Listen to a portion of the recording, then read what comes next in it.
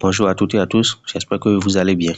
Déjà, je vous souhaite un excellent week-end et je fais cette présentation ce matin pour lever un coin de voile sur toutes les contre-vérités qui sont en train d'être distillées sur le projet P-Network. Parce qu'il y a beaucoup de pionniers qui disent qu'on ne peut pas déjà acheter des Pi sur les échangeurs et quand on les envoie dans notre portefeuille, que ça ne vient pas. Je voudrais me porter en faux contre cette vérité, contre cette affirmation plutôt. Déjà, je vais vous montrer le dernier transfert que je viens de faire. Sur mon compte MESC Global, je viens de retirer 403 Pi. J'ai fait un achat de 403 Pi. Et si vous regardez bien l'heure, c'est le 22 mars 2025 à 8h06. C'est ça qui est écrit ici. Quand je vais automatiquement dans mon portefeuille, j'ai bien retiré 403 Pi. Quand je vais dans mon portefeuille, vous avez remarqué que j'ai reçu aujourd'hui 403 Pi total. Donc c'est la quantité que j'ai envoyée de l'échangeur qui est directement venu vers mon portefeuille.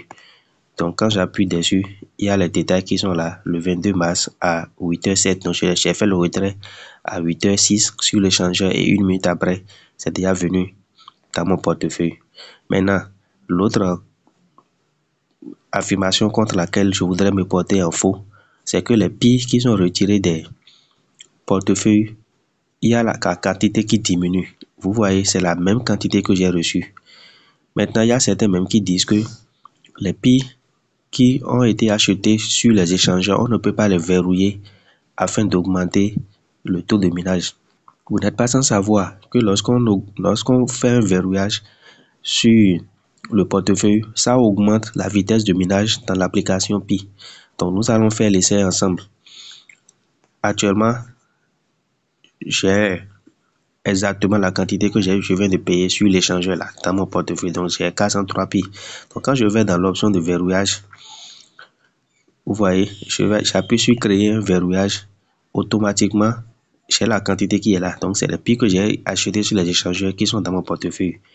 Je vais faire un verrouillage de 100 Pi dans les Pi que j'ai acheté. Je vais mettre ça sur un an et je vais créer le verrouillage et je confirme le verrouillage.